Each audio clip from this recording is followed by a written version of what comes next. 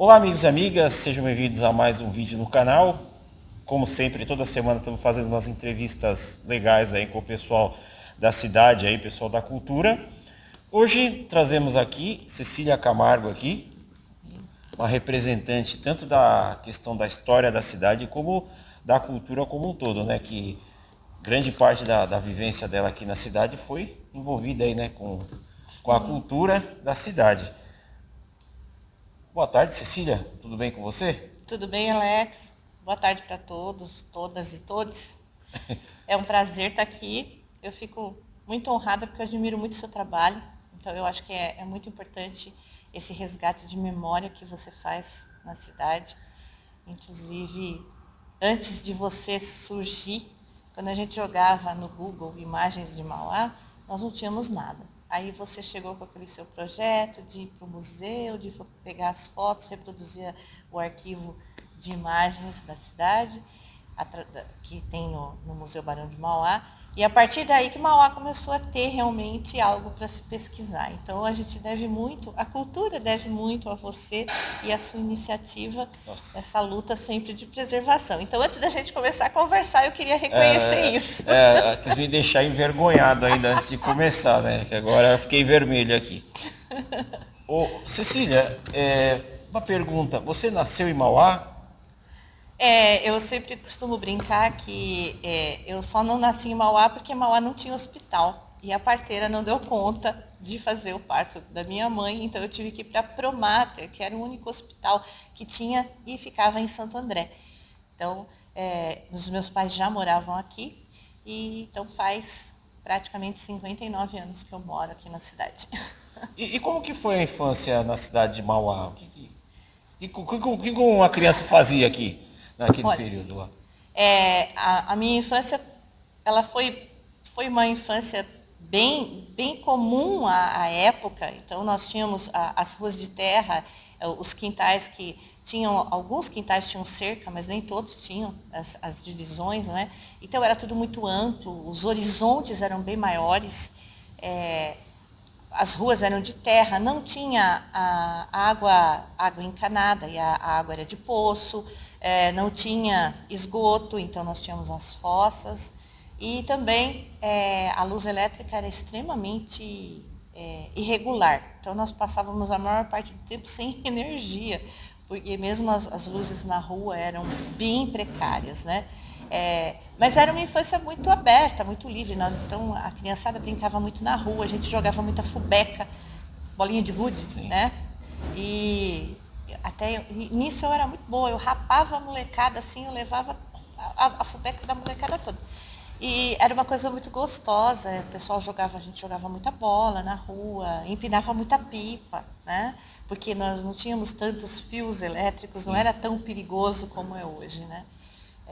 Às vezes as pessoas costumam dizer que bom era no passado, que se divertiam mais, e que as crianças hoje elas não se divertem, mas as condições são completamente outras, né? Então a criança hoje não tem um espaço adequado para poder soltar uma pipa, para jogar uma bola, para se juntar com os amigos, até para jogar uma bolinha de gude, né?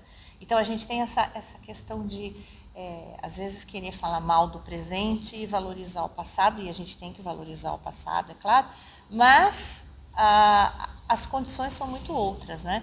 Tanto que hoje eu falo que muitas vezes eu me sinto sufocada pela ausência de horizontes, né? Porque a gente está cercado de prédios altos, cercado de construções, e isso impede, né, a gente de ter um olhar mais distante, mais amplo. E as crianças, na minha infância, tinham essa oportunidade, né? Então, eu posso dizer que eu tive uma infância bastante feliz, em termos muito simples, né? Eu venho de uma família muito pobre, mas nós tínhamos algumas peculiaridades, porque Mauá parecia uma cidade interiorana. O clima de Mauá era um clima interiorano. Então, nós tínhamos a vila onde eu moro, vivo até hoje, o entorno dela era totalmente cheio de chácaras. Então, criação de porcos, criação de galinhas. Então, assim, você respirava um ar interiorano. Eu posso dizer que eu enquanto criança, eu vivi numa cidade do interior, mesmo estando próximo à capital. E depois eu assisti àquela industrialização, ela se tornar uma cidade grande, vamos dizer assim.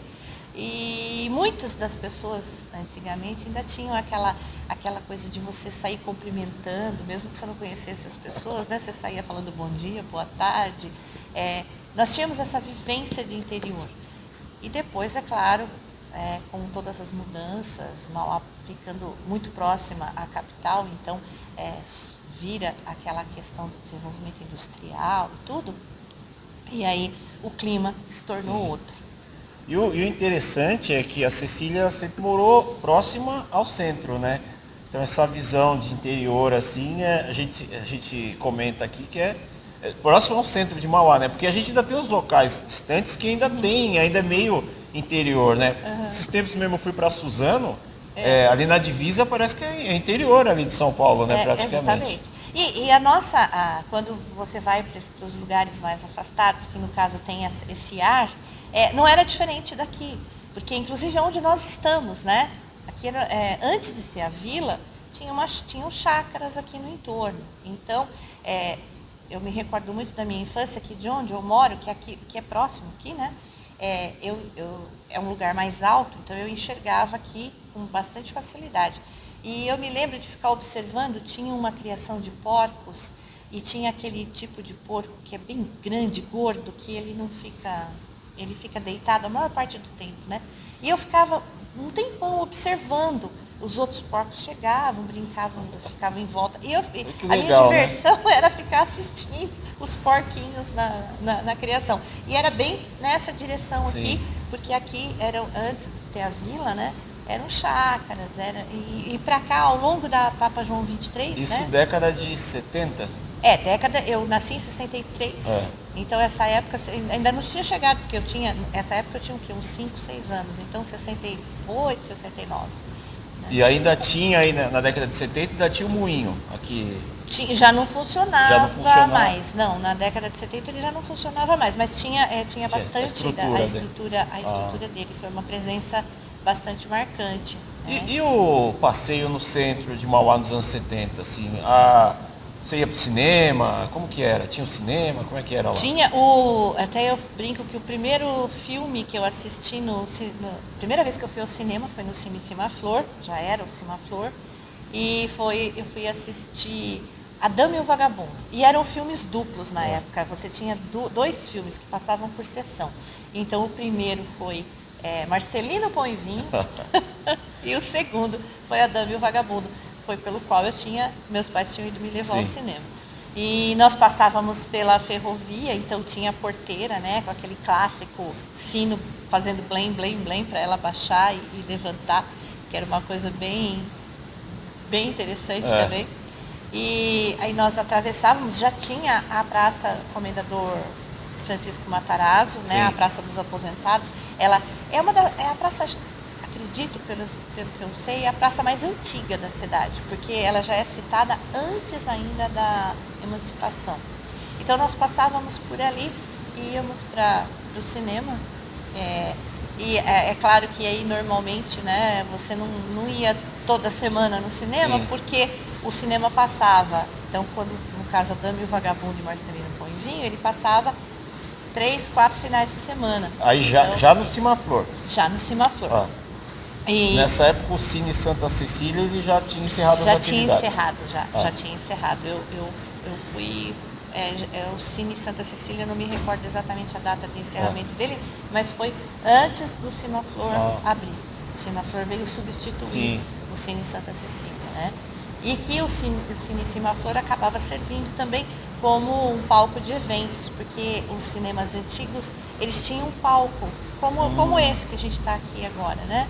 E eles, então tinha o projetor, o ciclorama para projeção, mas você tinha um palco. Então, por exemplo, a minha formatura de 8ª série do Viscondão foi no Cine Cima-Flor. Nossa, interessante. A minha então colação de grau. Aconteciam shows também? Aconteciam shows, você tinha apresentação de música, algumas atividades assim, porque ele não chegava a ser um cine-teatro, mas é quase como se fosse um cine teatro, porque ele tinha um espaço relativamente grande na frente que permitia que fizessem outras atividades.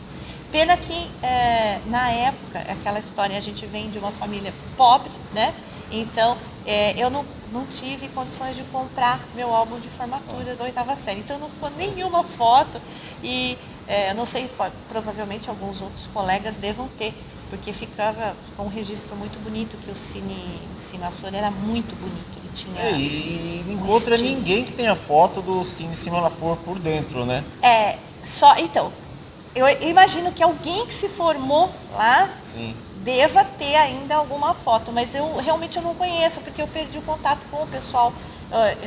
Até hoje eu tenho contato com o pessoal que eu me formei no ensino médio, mas no ensino fundamental eu não tenho. Então eu perdi o contato mesmo. Eu imagino que algum dos meus colegas tenha feito esse álbum.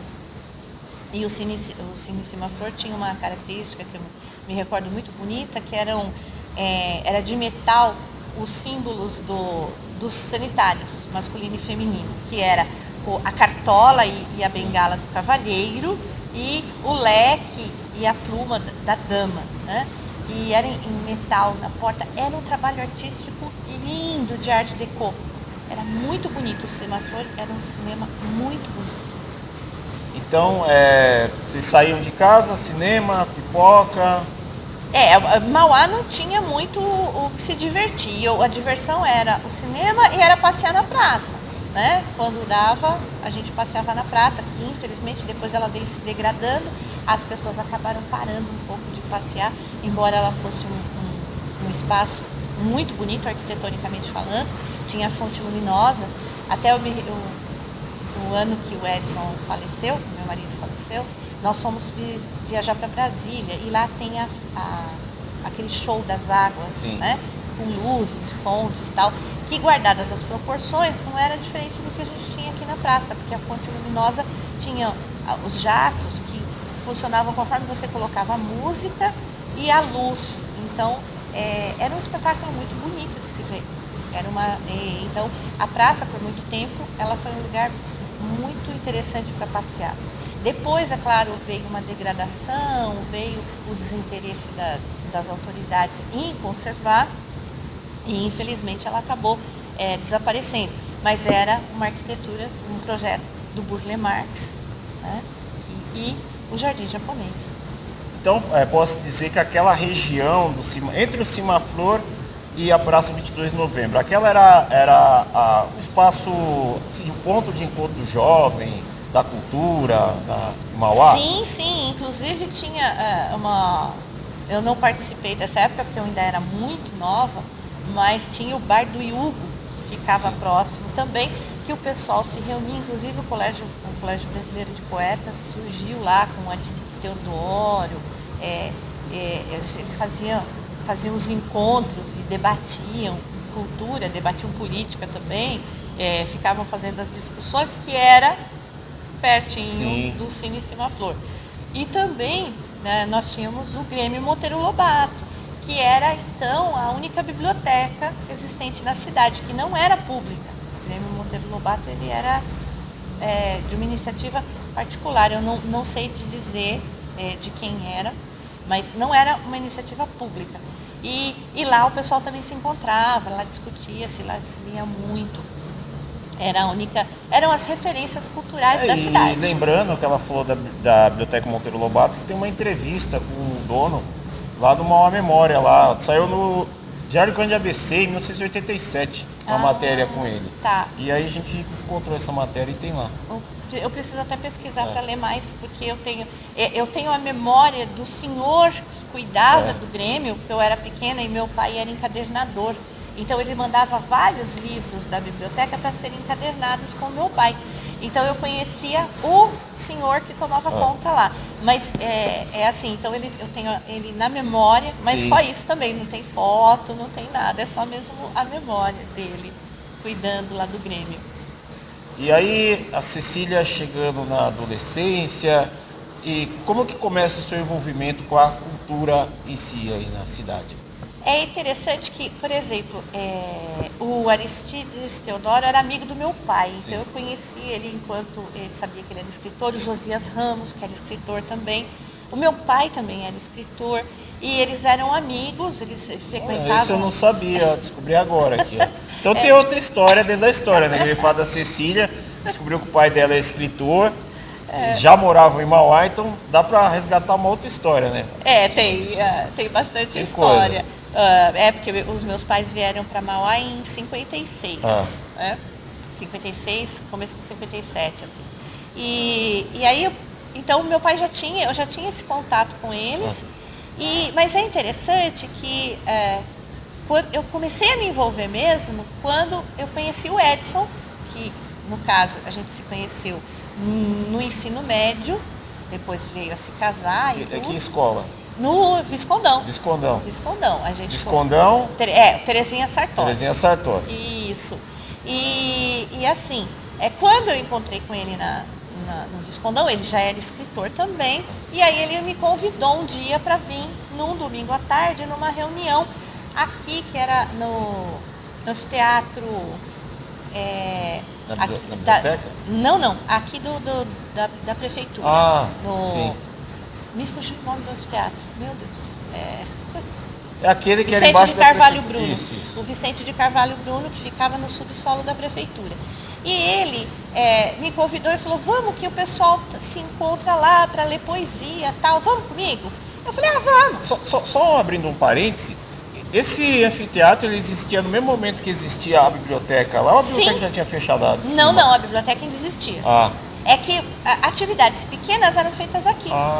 Então ele cediu. E ele cediu o espaço. Que depois virou biblioteca aqui, né? Aqui embaixo. Também se tornou biblioteca quando foi fechada a biblioteca. Virou a Câmara dos Vereadores lá. Virou a Câmara lá. Então, nesse período, aí virou a biblioteca aqui. Mas antes era só o teatro. Sim. E aí nós vínhamos e no domingo à tarde nos encontrávamos, fazíamos lá como se fosse um sarau, que o Aristides não gosta que fala sarau, ele prefere encontro de escritores. Sarau parece mais moderno. Né? E a gente conversa, embora seja muito antigo, e a gente conversava, lia poesia e tal. E aí o meu pai também começou a frequentar. Então nós três frequentávamos, o Edson, eu e o meu pai, que nos reaproximamos. E ele já conhecia o Josias Ramos, já conhecia o Aristides, então ele já tinha uma relação mais afetiva com eles também. E o Castelo Hansen, né? O Castelo Hansen era um grande amigo do meu pai, porque eles trabalharam juntos na COFAP, que eles tinham, a COFAP tinha uma gráfica de lá dentro, e eles trabalhavam lá. Então, e o Dirceu Hansen, que também era escritor, né? Tanto o Castelo Hansen quanto o Dirceu, que são irmãos, eram escritores. E tinha toda essa relação de amizade, né? E nós fazíamos, então, nós passávamos as tardes. Tem acho que 2 ou 3 fotos de encontro desses. Que foram feitas aqui. E assim, depois disso, então, é que a gente começou aí o Cimaflor deu uma decaída. Então nós começávamos, a nossa diversão era Santo André. Nós tínhamos que ir para Santo André porque o Cimaflor passou só a projetar filmes de pornografia, pornochanchada, né? E aí a gente era jovem e tal, mas não curtia isso, e então começou aí para Santo André para assistir os filmes e tal.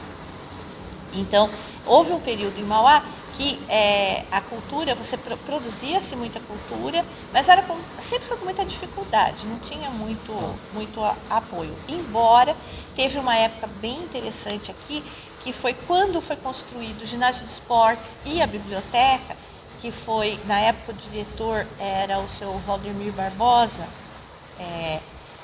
que ele inclusive foi regente do Coral Imaculada Conceição. E aí ele trazia peças de São Paulo, peças que estavam em cartaz em São Paulo, para ser projetadas, para ser encenadas aqui em Mauá. Então eu me lembro que logo depois, né, da inauguração da biblioteca, porque em cima da biblioteca tinha um anfiteatro, né? Logo depois da inauguração, a gente podia vir assistir e tinham peças muito boas, peças que estavam em cartaz em São Paulo e ele conseguia trazer para cá. Então, aí houve uma certa efervescência, tanto que eu tinha o quê? Meus 14 anos, assim, 13, 14 anos, e eu vinha, né, nos finais de semana para assistir as peças, porque sempre eram... Para você era só atravessar a rua, né? Sim, eu morava, era só atravessar a rua, era bem Olhar tranquilo. ali e falar assim, olha, acho que tá tendo alguma coisinha. Exato, porque os meus pais eram bem rígidos, eles não me deixavam ir para qualquer lugar, né? Agora, como você era tinha a pertinho, cultura na rua da sua casa, eu tinha né? cultura na rua de casa, né? A biblioteca também era um lugar que eu frequentava bastante. Que aí você tinha o ginásio na rua da sua casa, tinha a biblioteca, tinha o teatro, a escola. O ginásio, tudo. eu não saía daqui dessa rua, né? Eu vivia aqui nessa rua porque eu me divertia aqui, eu estudava aqui e morava aqui. Tinha tudo. Então eu vivia nesse nichozinho aqui.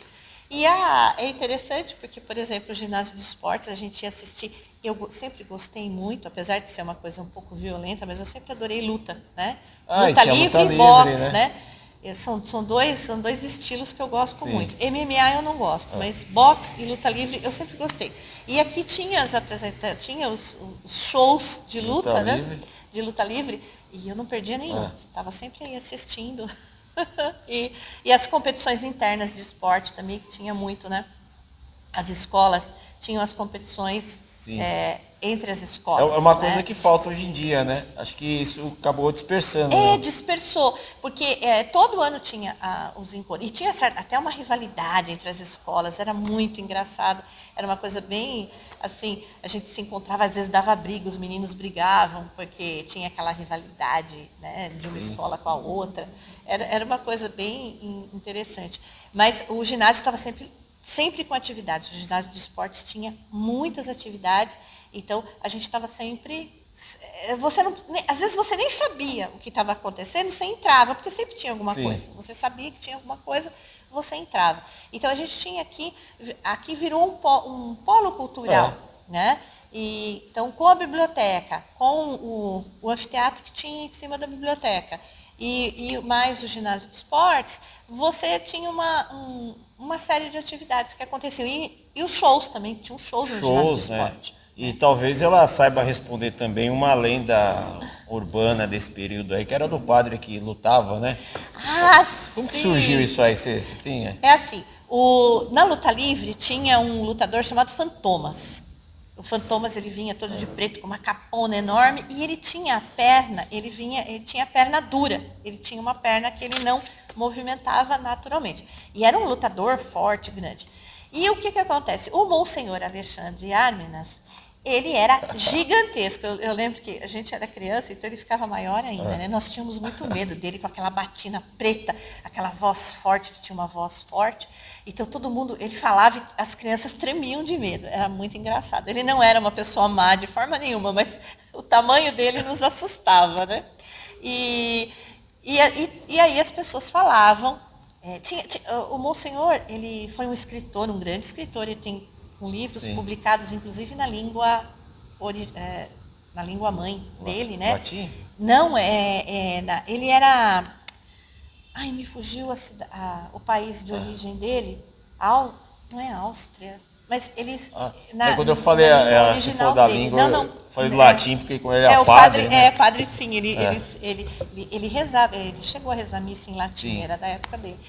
Mas ele escrevia vários poemas, inclusive no Museu Barão de Mauá tem 2 edições que foram doadas com os poemas dele. São 2 livros de autoria dele.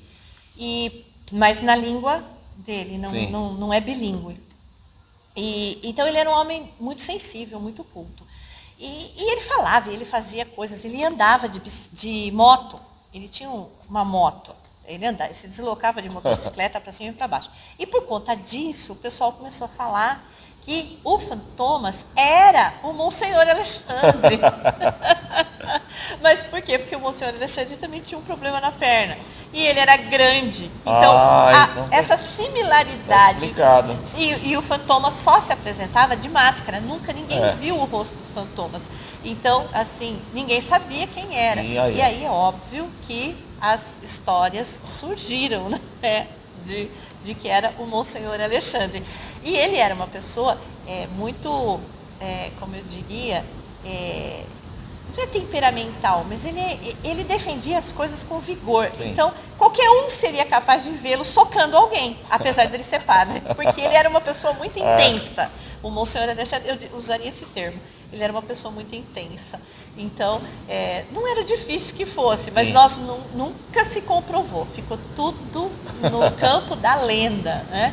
Inclusive a aparência dele, né? Mas eles eram realmente, pensar na silhueta, né? Só no contorno, eles eram bem próximos. E você, na área de cultura, você escrevia, chegou a atuar também, peças, alguma coisa? Olha, eu escrevo ainda, eu fiz algumas participações em vídeos, em filmes, né? De curta duração.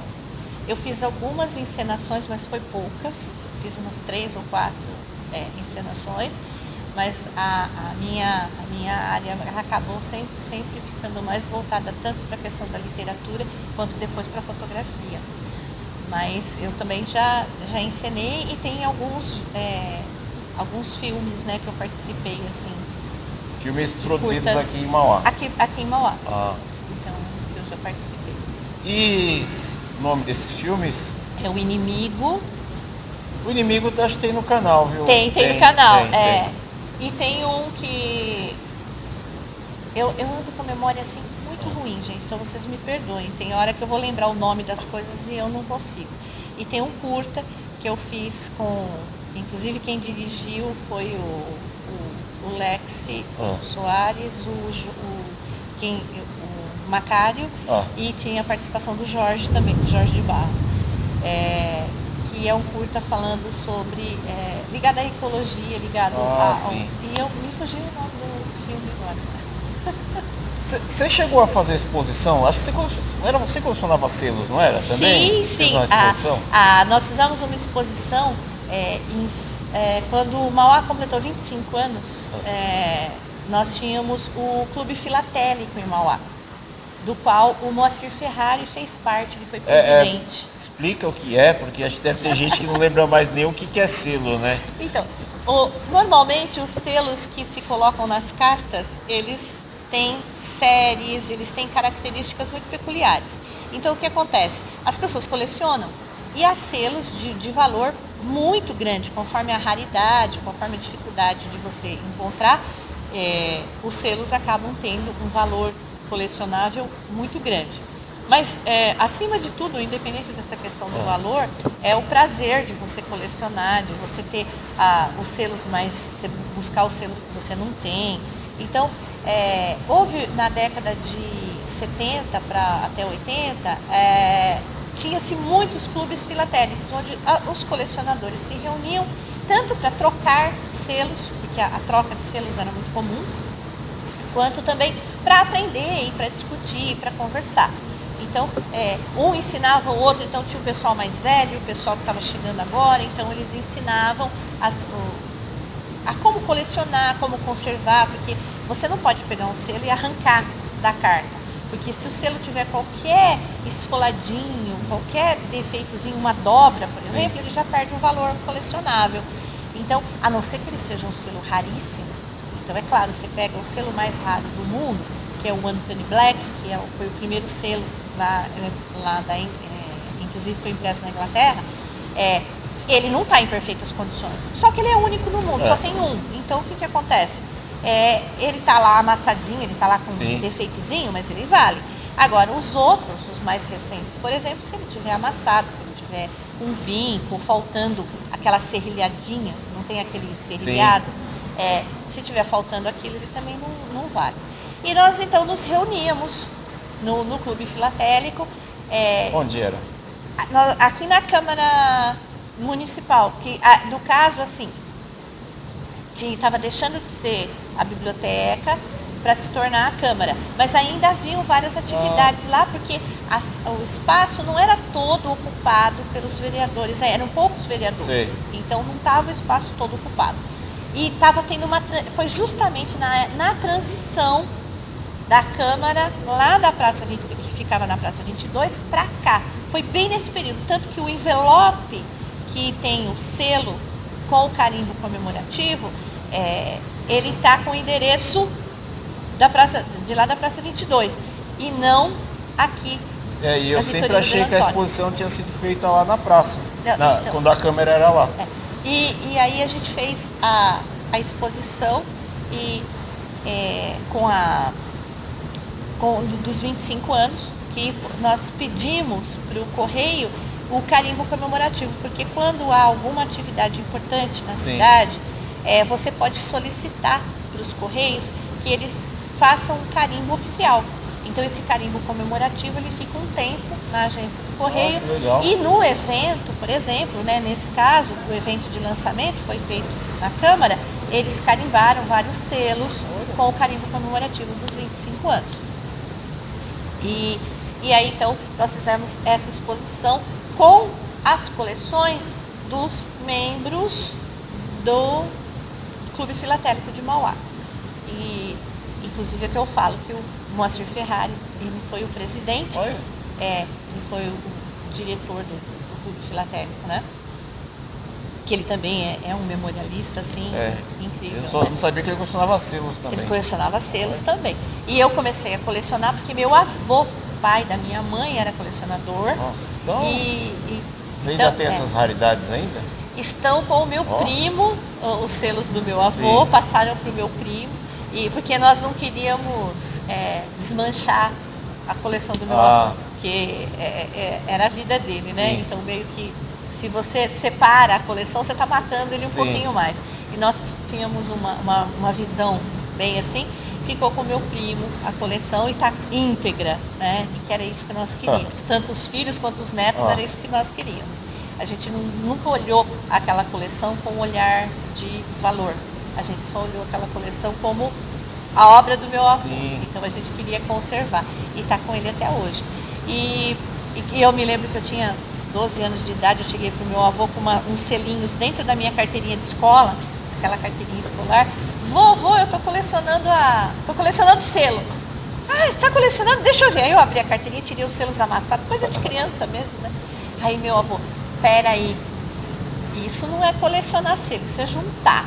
Aí ele me introduziu no mundo da coleção, aí ele foi me ensinar e tal. Aí, é claro, naquele dia eu saí com o meu primeiro álbum de selos, alguns selos que ele selecionou para dar para mim e tal. E daí foi o meu amor pela coleção. E meu pai, como eu era pequena, meu pai começou a me ajudar e ele também gostava. E aí nós fizemos parte do Clube Filatélico de Mauá, tanto eu quanto meu pai. E o acesso na cidade, assim, a livros, gibis, discos, como que era feito nesse período aí? Tinha facilidade? Tinha, a gente tinha as bancas de jornais, inclusive tem essa Zenário que tinha aqui em frente, aqui onde, na antiga rodoviária, né? Que agora é o McDonald's.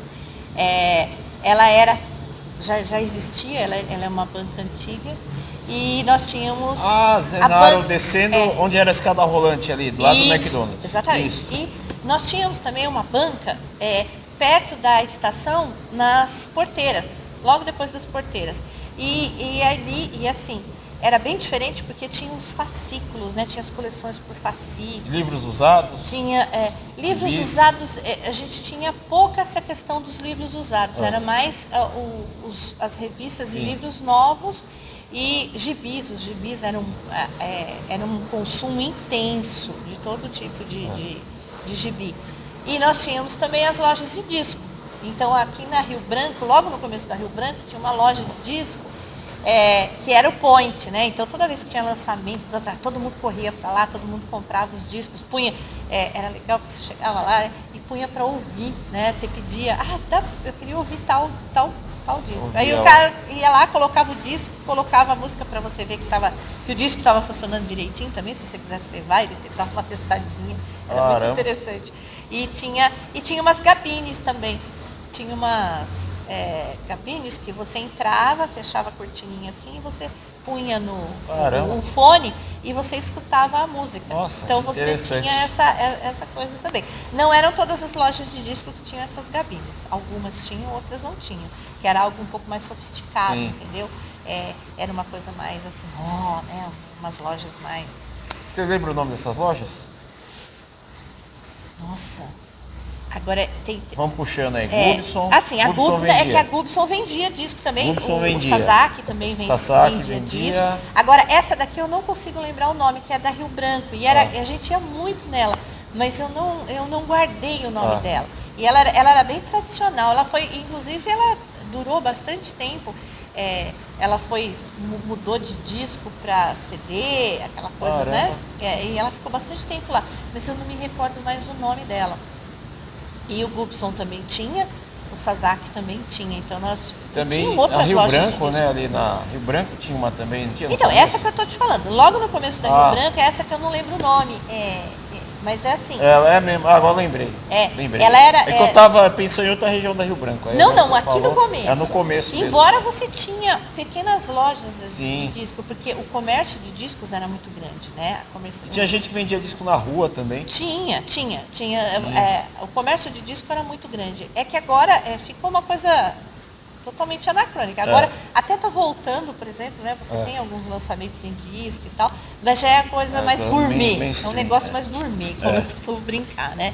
Mas, assim, era uma diversão. E também tinha troca, né? Porque às vezes a gente comprava o disco, escutava, cansava, chegava com outro e trocava. Então,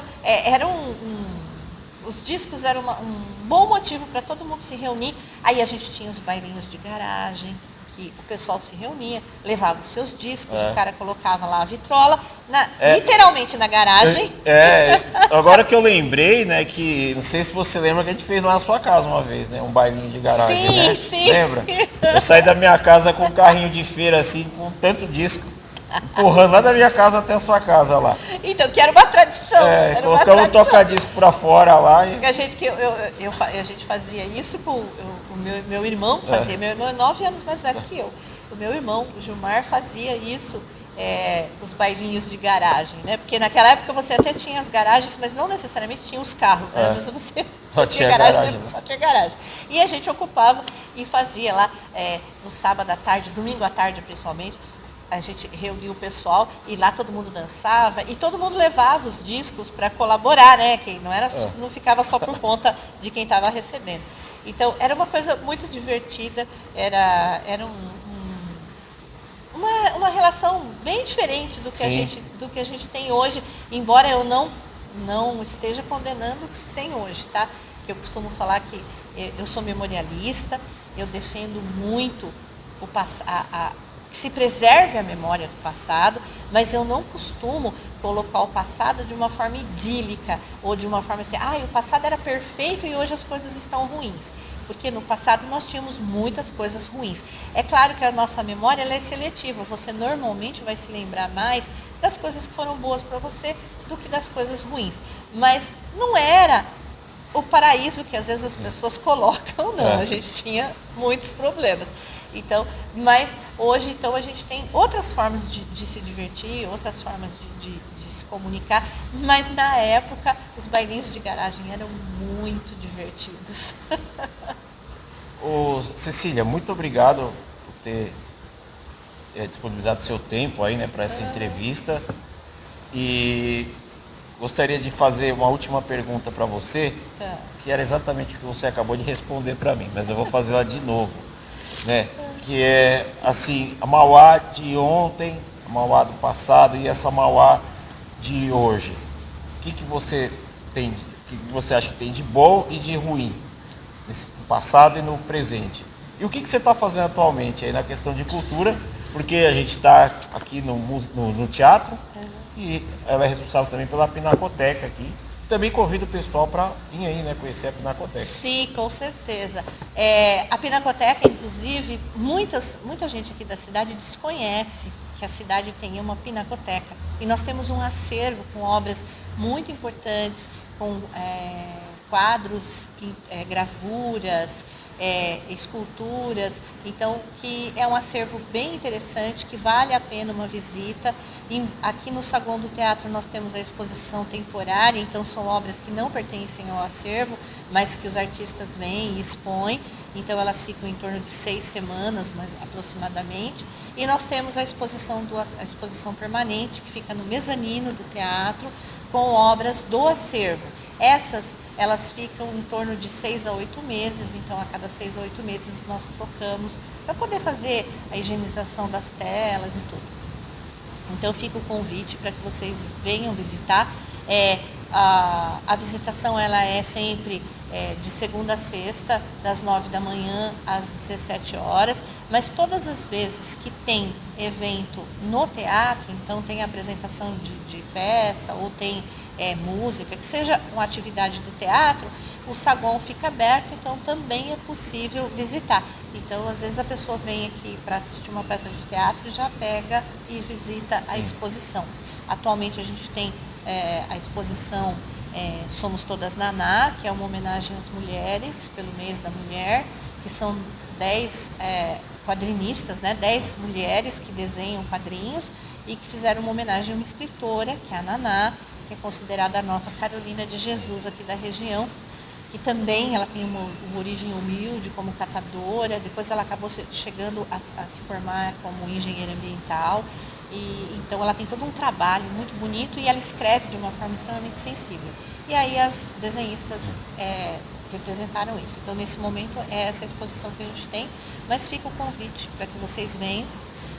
Nós realizamos também algumas conversas sobre arte e tal, então fiquem sempre de olho nas mídias sociais aí, que a gente está divulgando as atividades.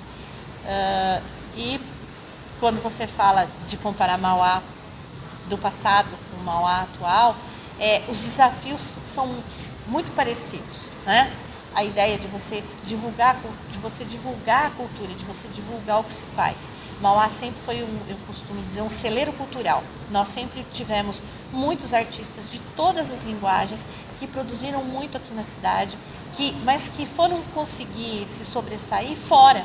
Então a gente tem, fora de Mauá, muitos artistas que são reconhecidos nacional e até internacionalmente, mas que as pessoas aqui da cidade nem fazem ideia que eles são daqui. Então, eu acho que o grande desafio sempre é mostrar para quem está aqui o que é produzido em Mauá. As pessoas tendem a não valorizar aquilo que é feito aqui, e a gente tem projetos e trabalhos que são invejados, inclusive, em outros lugares, né? Então, a própria Pinacoteca Digital, que a gente tem, a Pinacoteca Virtual, tem várias pinacotecas grandes que não dispõem disso. E eu já escutei de pessoas que trabalham nessas pinacotecas essa questão. Nossa, mas Mauá tem até uma pinacoteca digital e a gente não tem. Então, quer dizer, são vários projetos que tem, eu estou citando esse porque eu trabalho com isso, mas tem outros, vários, que as pessoas bate até, como a gente diz no popular, bate até uma invejinha que eles têm da gente, e o pessoal que mora na cidade não reconhece. Isso é um obstáculo que nós tínhamos antes e que nós temos atualmente ainda. Então a gente precisa vencer essa, eu falo que é a síndrome do cachorro vira-lata, né? A gente se acha menos que os outros. Sim. Talvez pela proximidade com a capital, eu não sei, então fica fazendo aquelas comparações, mas é uma coisa que é um obstáculo que a gente tem na cidade. E o tipo de iniciativa que você tem de contar a história é o tipo de coisa que funciona para que as pessoas percebam quanto se faz aqui na cidade. Então eu acho que esse é um dos problemas. E é claro, obstáculos como nós temos, como a não preservação da memória, como aconteceu a fatalidade do Conselho de Defesa do Patrimônio Histórico não reconhecer como bem para ser tombado a casa do artista Hans Grudzinski, e na sequência que o Conselho não tombou como bem, como patrimônio material, a casa na sequência foi demolida, né? Então nós perdemos, aí Mauá perdeu mais um pouco da sua memória, que era uma casa que tanto arquitetônica quanto historicamente tinha um interesse para a cidade, mas que infelizmente por questões de valorização imobiliária A casa hoje não existe mais. Então são esses obstáculos que a gente encontra, mas que no passado nós também tivemos, que foi a destruição da Praça 22, que foi a destruição da escola da Paineira. Então, são problemas antigos e que se perpetuam, porque as administrações que poderiam preservar e que teriam a obrigação até de preservar a memória da cidade, as administrações não veem isso como importante. Então, são algumas feridas que nós carregamos, né? Então, tanto do Jardim Japonês, do projeto arquitetônico do Burle Marx na Praça 22 de Novembro, a Escola da Paineira, e agora nós somamos a isso a casa do Hans Grudzinski, que é lamentável. Né? Mas que isso sirva também de lição para que no futuro pense-se um pouco melhor no que na cidade, na memória geral, né, da cidade, que não se pense numa única pessoa, mas que se pense no bem público, no todo. Né? Então eu acho que são esses os entraves que tínhamos antigamente, que ainda temos hoje. Mais uma vez, Cecília, muito obrigado. Eu que agradeço. E siga o canal toda semana, novidades e entrevistas super bacanas como essa com a Cecília, você só vê aqui. Obrigada, Obrigado e até mais. Até mais. Tchau, tchau, pessoal.